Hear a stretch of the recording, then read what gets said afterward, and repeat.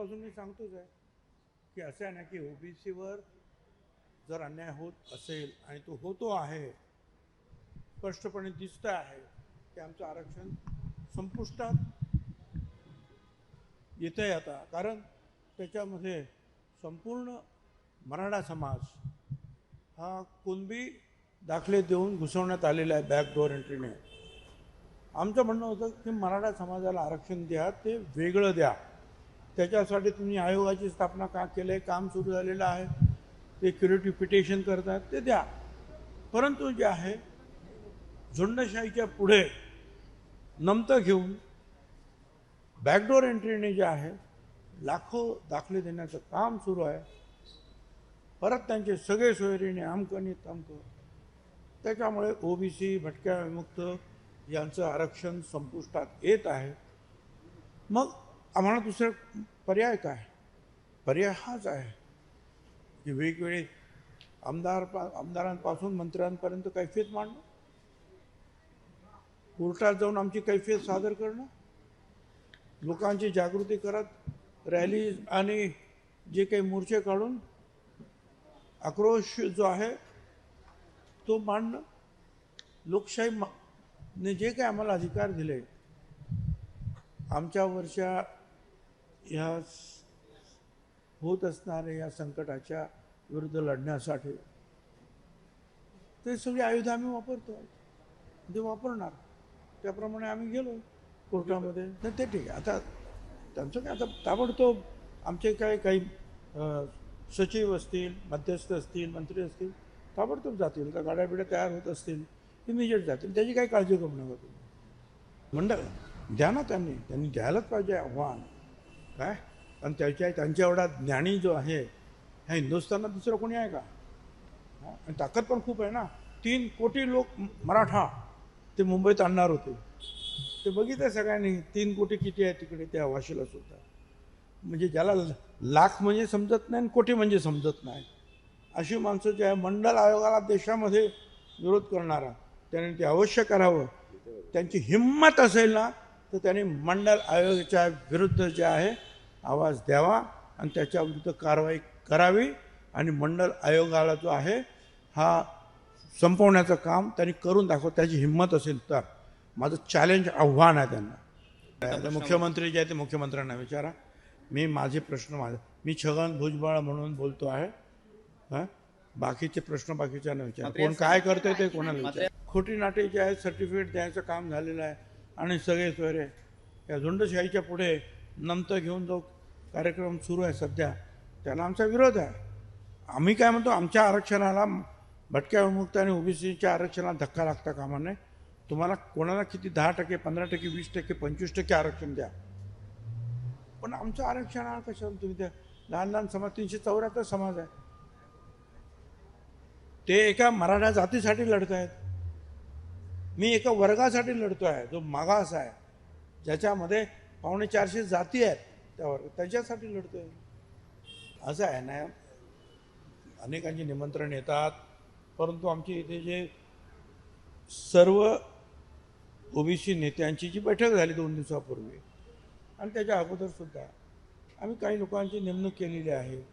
जसे शबीर अन्सारी साहेब वगैरे आहेत. तर ही सगळी निमंत्रणं वगैरे जे आहेत त्यांच्याकडे येतात. कुठे मिटिंग करायची, कुठे रॅलीज करायच्या, काय करायच्या आहेत. आणि मग जे आहे ते सारासार विचार करून मग आम्ही सगळे ठरवतो की ह्या ठिकाणी आपल्याला रॅली करायची आहे. आता आम्ही ठरवलं त्या कार्यक्रमामध्ये की 1 तारीख आणि ते सगळ्या लोकप्रतिनिधींच्या घरी जायचं आहे आणि आपलं म्हणणं मांडायचं आहे. तहसीलमध्ये जायचं आहे. 3 तारखेला अहमदनगरला रॅली घ्यायची आहे. 16 तारखेपर्यंत या सगळ्या जे काही नोटिफिकेशनचा ड्राफ्ट आहे त्याच्या विरुद्ध हरकती द्यायच्या आहेत. आणि मराठवाडा महाराष्ट्रामध्ये ओबीसी एल्गार यात्रा काढायची आहे. हा कार्यक्रम सध्या आमचा ठरलेला आहे. त्या कार्यक्रमानुसार आम्ही जातो आहोत. त्या कार्यक्रमानुसार मराठवाड्यामध्ये जे आहे लवकरच यात्रासुद्धा ताबडतोब निघेल आणि त्या ठिकाणी मग जिथे जिथे आवश्यक असेल तिथे ते मिटिंग घेऊ. आम्ही आमचा जो कार्यक्रम आहे त्या कार्यक्रमाप्रमाणे जाऊ. बॅकडोर एंट्री जर कोण करीत असेल तर त्याची चर्चा करून थोडंच कोणी देत आहे. ते तर खालच्या खाली ते त्याचे तुम्हाला पुरावे दाखवू शकतो मी ते. आणि त्याच्याविरुद्ध आमच्याकडे तक्रार येतात, आम्ही आवाज उठवतो.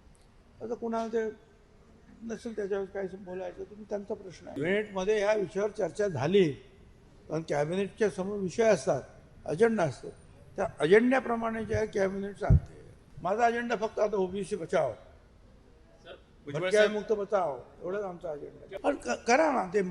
अहो माझे फोटो काय फाडण्यात आले, माझे पुतळ्याला काय काय चपला काय मारतात जाळतात, माझं तर जाऊ द्या. पण गावागावामध्ये गेले 3-4 दिवस जे आहे जो एक उन्मादी उत्सव सुरू आहे, उन्मादी उत्सव 3-3 वाजेपर्यंत DJ नाच करायचा, जिथे ओबीसी घरं आहेत त्यांना त्रास द्यायचा, हा प्रकार जो आहे आता गावागावातून सुरू झालेला आहे. दुर्दैवाने ते काही 1-2 ठिकाणची अशी प्रकरण माझ्याकडे कोणीतरी सांगितली की जिथे 2 घरं आहेत, एक घर आहे ओबीसीचं, ते गावच सोडत आहेत.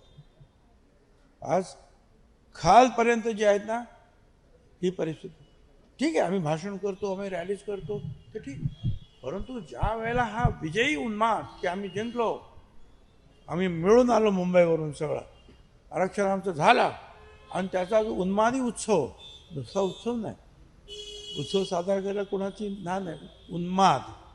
आणि तो ओबीसीच्या विरुद्ध शिवी गाळ देत, डीजेवर सुद्धा मला शिवी गाळ देत गाणी, हे सगळं आम्ही पाहतो आहोत.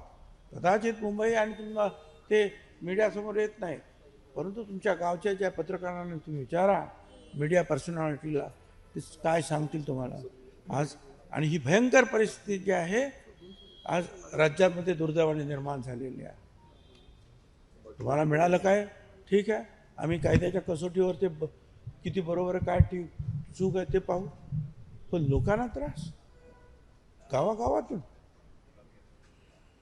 मला असं वाटतं की परिस्थिती जी आहे थोडीफार चिघळत चाललेली आहे. आता ज्याचा त्याचा प्रश्न की त्याच्याकडे कसं पाहायचं ते आता असा आहे. त्यांचा सुद्धा धनगरांचा प्रश्न गेली कित्येक वर्ष सुरू आहे, ते हायकोर्टात सुद्धा आहे. पण तूर्त जे आहे, धनगरसुद्धा समाज जो आहे हा आमच्या ओबीसीचाच भाग आज तरी आहे. त्याच्यामुळे आम्ही सगळे अगोदर हे वाचवा याच्यासाठीच धनगर समाज आमच्या बरोबर आहे. आणि आम्ही एकत्रित जो आहे, धनगर समाज, वंजारी समाज, भटका, मुक्त, हे सगळे समाज आमच्याबरोबर आहे. आम्ही सध्या तरी या गोष्टीवर जे आहे लक्ष सगळ्यांनी केंद्रित केलेलं आहे. अहो जगातलं काय, ते तर काय, अमेरिकेतलं सुद्धा जे आहे ना, एखादं जर ते आले ऑस्ट्रेलिया, तिथे आपले जे काय निग्रो समाजाचे, त्यांना आपण काय म्हणतो दुसरं, हां, ते ती सगळी जी आहेत वर्णद्वेष तिकडे सुद्धा चालू आहे, तिथे सुद्धा ते जातील, काय ह्याचं काय.